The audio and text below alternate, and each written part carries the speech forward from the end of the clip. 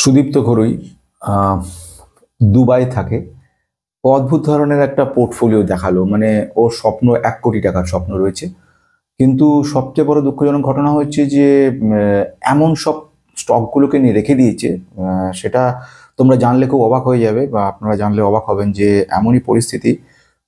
আমি ওর শুরুটা করি, মানে প্রথম যে চিঠিটা আমাকে দিয়েছিল সেখান থেকে শুরু করি। সুদীপ্ত, আহ, এটা ঠিক আছে, তুই মেল করেছিস আমাকে এবং অবশ্যই ফিস দিয়েছিস, কিন্তু কতগুলো জিনিস খুব সত্যি ঘটনা একদম মানে স্ট্রেট বলে দেওয়া ভালো। এই মুহূর্তে এরকম কোনো ব্যবস্থা বা এমন কোনো যদি কেউ বলে থাকে যে 10-12 বছরের মধ্যে তোর এই পোর্টফোলিওটা 1 কোটি টাকা করে দেবে, যদি কেউ বলে থাকে তাহলে জানবি তার থেকে দূরে থাকার চেষ্টা করবি। অসম্ভব। মানে আমি যদি খুব সেরা পোর্টফোলিও পেতাম, একটা সেরা স্টক নিয়ে তৈরি করা, তাহলেও পরেও কিন্তু আমি কখনোই এভাবে বলতে পারতাম না। এত সোজা নয় ব্যাপারটা, যত সোজা ভাবছিস বা শুনে এসছিস কোনো জায়গা থেকে যে এরকম হয়। তো এইগুলোকে ঠিকঠাক করতে হবে। তোর বয়স হচ্ছে 32 বছর।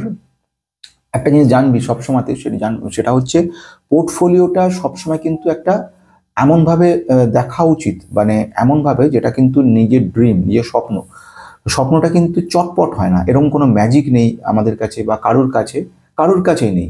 যদি থাকতো তাহলে তো আমরা নিজেরা কি সোশ্যাল মিডিয়ায় বসে ভিডিও করতাম না। এটা সহজ ব্যাপার। আমরা যে যাই বলি না কেন, সত্যি সত্যি সবসময় সত্যি, এটা মধ্যে কোনো ব্যাপার নেই। কেউ কখনো এভাবে বলতে পারে না। এমন আজ পর্যন্ত আর্টিফিশিয়াল ইন্টেলিজেন্সে এত সুন্দর সুন্দর সমস্ত সফটওয়্যার চলে এসছে, তবুও সেসব দিয়েও, সমস্ত পয়সা করে খরচা করেও কোনো মানুষ গ্যারান্টি দিয়ে বলতে পারে না 10 বছরের মধ্যে আমি অমুক জায়গায় পৌঁছাবো। সুদীপ্ত ঘড়ি আমার নাম। এজ 32। আমার Banquo product, IREDA, গারুদা construction, national aluminium, এই 4টে স্টকে প্রফিট বুক করা আছে। আমার স্বপ্ন 1 কোটি টাকা, টাইম রয়েছে 10 বছর। বলে ওর যে পোর্টফোলিওটা দিয়েছে 48খানা স্টক। আমি স্টকগুলো যদি নাম বলি, বলতে বলতে শেষ হবে না। যেরকম শুরু করেছে বিগ ব্লক কনস্ট্রাকশন, বলা বাহুল্য লসে আছে, স্বাভাবিক ঘটনা। BPCL, Cipla, Cyient DLM, Daawat, Deepak nitrite, Denta, Gabriel, GAIL, Garuda, Gujarat, Gujarat Themis বোধহয় এটা হবে, Gujarat Themis, HCL technology, Jio finance, JSW infra, JLW, KPI green, LTF, Mahindra and Mahindra, HDFC bank. এবং এগুলো নিয়েছি কিন্তু একটা দুটো করে, কোয়ান্টিটি দেখলে বোঝা যাবে, একটা দুটো করে। HSCL, IDFC first bank, IOC, IRDA, এটা 72টা আছে। ITC হোটেল 21টা রয়েছে।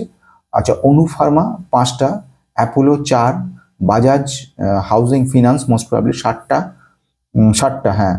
ব্যাংকো ইন্ডিয়া 2টো মাত্র। বি বক্স 3টে, মানে এটা ব্ল্যাক বক্স 3টে নিয়েছে। ব্ল্যাক বক্স তো ডেটা সেন্টারের কাজ করছে। এনিহাও এখন যেটা দরকার, BEL নিয়েছে। তারপরে নিয়েছে MICL, MIC electronics, Midhani, national aluminium, NHPC, আচ্ছা, PPL ফার্মা, রেলটেল, RBZ-JW জুয়েলার্সি, RBZ জুয়েলার্স মনে হয়, হ্যাঁ, RBZ jewellers, Reliance, RITES, RVNL, Saksoft, Sakuma, Tata power, তারপরে Tata steel, Tata tech, Unominda, VBL, Wipro. তোর এটা মানে তোমারটা বানাতে দেখতে গিয়েই আমার পুরো অনেকটা সময় গেছে, শুধু এই বিষয়গুলো শুধু দেখতে গিয়ে। এখন এই বিষয় গিয়ে গেলে 48টা গেলে সকলেরই সময় নষ্ট হবে, যেটা গুরুত্বপূর্ণ ব্যাপার। এভাবে হয় না। এটা করে 1 কোটি 2 কোটি ছেড়ে দাও, এইটা করে 10 লক্ষ টাকা আনানোটাও অসম্ভব হয়ে যাবে। ওর পরে আরো একটা মেল করেছে, তারপরে দেখলাম সেই মেলটাও আমি একটু পড়ছি, কারণ প্রথম মেলটা দেখে পুরোপুরি সমস্ত ব্যাপারগুলো বোঝা যাচ্ছিল না। তারপরে ওর যে সেকেন্ড মেলটা করেছে সেটা হচ্ছে মানে প্রচুর, কারণ ওর কোনো বয়স সব জানতে চাইছিলাম। তো লিখেছে 32 বছর বয়স, 10 থেকে 12 বছর হাতে সময় রয়েছে। আমি 1,80,000 টাকা ইনভেস্টমেন্ট করা আছে। তোমাকে তো স্ক্রিনশট দিয়েছি। আমার কাছে যা স্টক আছে দাদা, আমার টার্গেট 1 কোটি, 10 থেকে 12 বছরের মধ্যে। বাকি কি করতে হবে তুমি বলো, যা করলে আমার 1 কোটি টার্গেট পূরণ হবে। দশ 10 থেকে ইয়ারের মধ্যে, 10 বছরের মধ্যে বলতে চাই। UPI-তে টাকা আমি এখন তোমাকে সেন্ড করছি, ওকে। তো এই হলো ব্যাপার। ছেলেটা দুবাই থাকে, কারণ দুবাইতে ইয়ে করেছে, ওখান থেকে দিয়েছে ফোন নাম্বার। এনিহাও আর যেটা বলার সেটা হচ্ছে কি, এই কথাগুলো এবার সুদীপ্ত তোকে বলতে চলেছি। তার মধ্যে আরেকটা কথা সকলেরও জানা দরকার রয়েছে, সেটা হচ্ছে পোর্টফোলিও যখন হবে, আমি ব্যাক সাইডে একটা ছোট ডিজাইন করে রেখেছি, মাথায় এটা নিয়ে কিন্তু এগোতে হবে। ডাইভার্সিফিকেশন ব্যাপারটা এইখান থেকে শুরু। আমরা কেউ জানি না প্রথমে শুরু যেটা নিয়ে করেছিলাম যে কোন স্টক ওপরে উঠবে, কোনটা নামবে, কোনটা কি করবে, কিন্তু আমরা এটা জানি কখনো কোনোটা পড়বে, কখনো কোনোটা উঠবে। তাহলে যদি সেই থিওরিতে বিশ্বাস করি, তাহলে পর এমন ব্যবস্থা করি না কেন যাতে কিনা সব স্টক থাকবে, এবং এমন থাকলো কিছু পড়লো তখন কিছুটা মেকআপ দিল, কিছুটা পড়লো তখন ও মেকআপ দিল। তাহলে ডাইভার্সিফিকেশন এখান থেকে প্রশ্ন চলে আসে। আর পোর্টফোলিও মানে জানবেন যে এটা একটা স্বপ্ন, এটা কিন্তু এমনি একটা গল্প কথা না। আমি একটা স্টক কিনলাম, 2 দিন 2 মাস রেখে দিলাম, ছেড়ে দিলাম, দ্যাট ইজ ডিফারেন্ট থিং। আর পোর্টফোলিওটা কিন্তু খুব সিরিয়াস জিনিস, এটা মানে ঠাট্টা করার বিষয় না, এই অমুক কোটি অতমুক কোটি, নো। এইগুলো মাথা থেকে ওরাও যে এত কোটি অত কোটি, এগুলো সব মানে উচিত নয় এই চিন্তা ভাবনা করাটা। চিন্তা ভাবনা উচিত আমার একটা যেন সুস্থ একটা পোর্টফোলিও থাকে। হাবি জাবি যা পেলাম, 1টা 2টো 5টা 6টা নিয়ে রেখে দিলাম, এরকম তুমি না। আমি কিন্তু অজস্র ক্লায়েন্টকে দেখেছি এরকম, মানে আমি তোমাকে বলছি মানে সুদীপ্ত, এটা কিন্তু আমি অনেককে বলছি, মানে বলতে গেলে এমনই বলছি যে আমার কম বেশি অর্ধেক ক্লায়েন্ট এরকম কি করে, 2টো 3টে অল্প টাকা রয়েছে, 2টো 5টা 10টা করে নিয়ে যায়। কনসেন্ট্রেট করতে হবে। আমাদের যেরকম জীবনটাও যেরকমভাবে আমরা ছড়িয়ে ছিটিয়ে ফেলেছি, সময় পেলেই বসে যাই ফেসবুক নিয়ে স্ক্রল করতে, একটার পর একটা একটার পর একটা, মানে ভুলে যাই আমরা কি জন্য এসছি, কি করছি, কি করতে হবে, কি করতে হবে না। আমাদের একটা পারপাস আছে, এটা ভীষণ ভীষণ জরুরি জিনিস। যা খুশি করার ব্যাপার নয়, প্রতিটা মিনিটের দাম আছে, প্রতিটা সেকেন্ডের দাম আছে।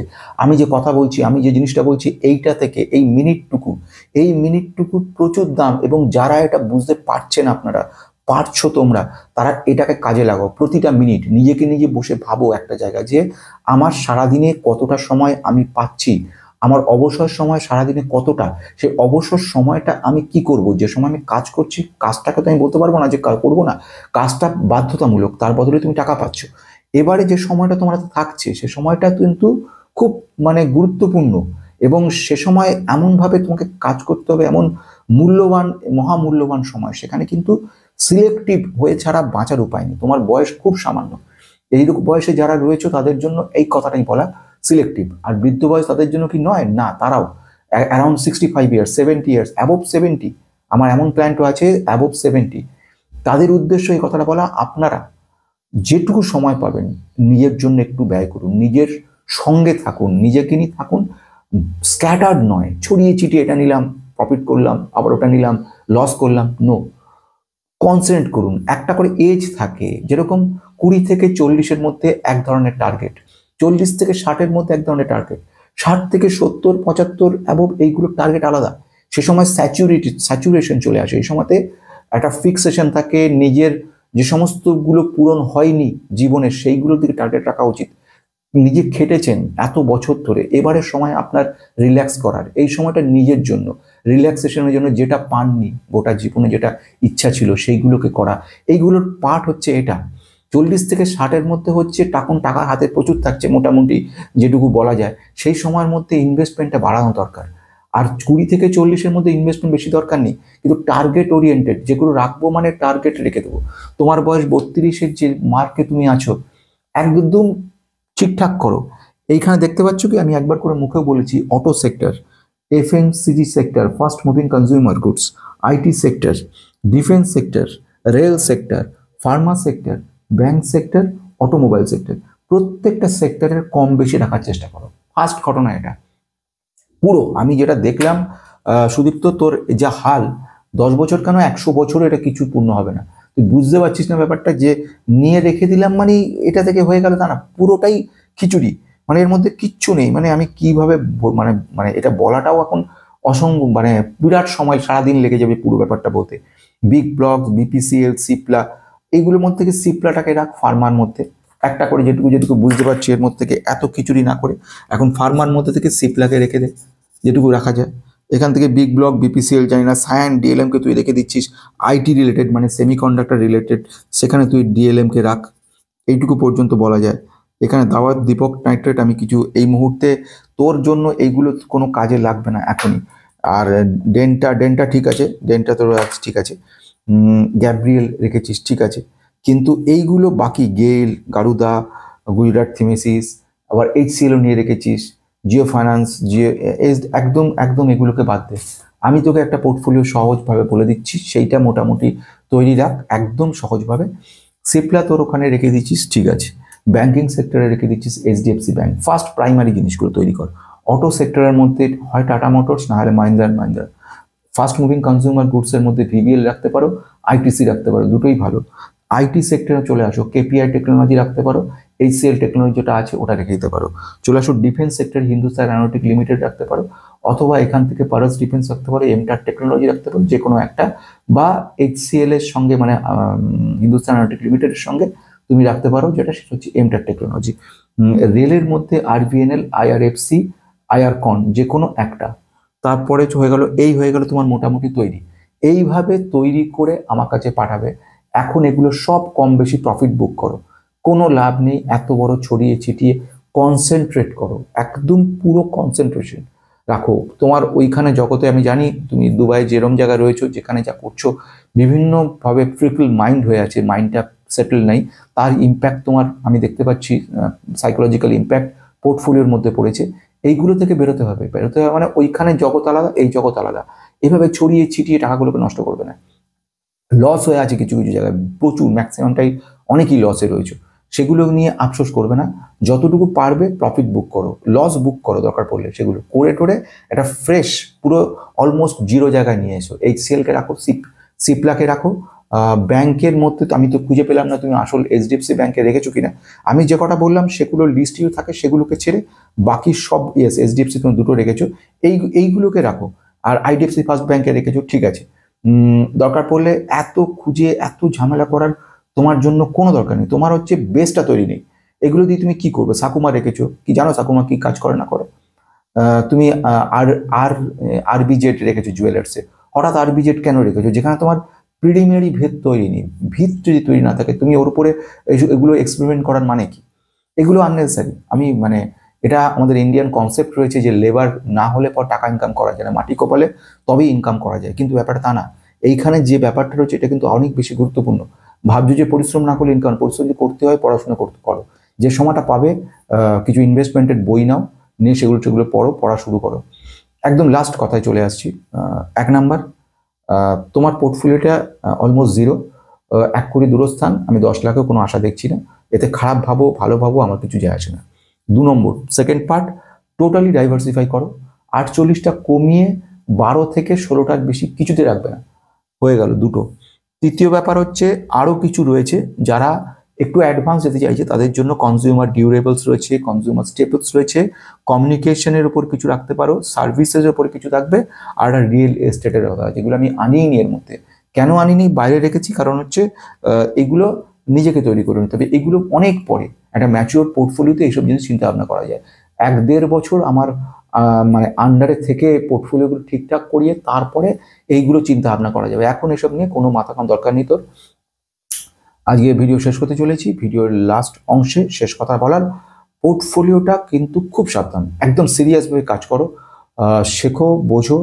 আর একটা ঘটনা বলার, সেটা হচ্ছে মাইন্ডটাকে কিন্তু স্টেবিলিটি আনো। 10-12 বছর তুমি টার্গেট দিয়েছো, মোস্ট প্রবলি 10-12 লেখনি, যদিও মনে হচ্ছে তোমার ওখানে মেয়াদ 10 বছর আছে। তারপরে তুমি ওই টাকাটা নিয়ে এখানে এসে কিছু কাজ করতে চাইছো, মনে হচ্ছে এটা আমার। তো আমি সেটা তোমায় বলতে পারি একটা কথা, সেটা হচ্ছে এইভাবে হয় না। ওখান থেকে তুমি 1 টাকাও নিয়ে আসো, তাতেও কোনো চাপ নেই, মাথায় কোনো প্রেশার নেবে না। যেটুকু পারবে, যেটুকু হবে শান্তি মতো সেইভাবে এগিয়ে যাও। এগুলো চলবেই, মানে আমাদের ওঠানামা চলবেই। এমন কোনো টার্গেট নেই যেখানে 1 কোটি হয়ে যাবে, 10 কোটি হতে পারে, 100 কোটি হতে পারে, এমন জায়গাও আসতে পারে। মাত্র 32 বছর বয়স, কিন্তু সেই জন্য এত লাফালাফি করো না, কনসেন্ট্রেট করো, ভালো স্টকগুলোতে রাখো।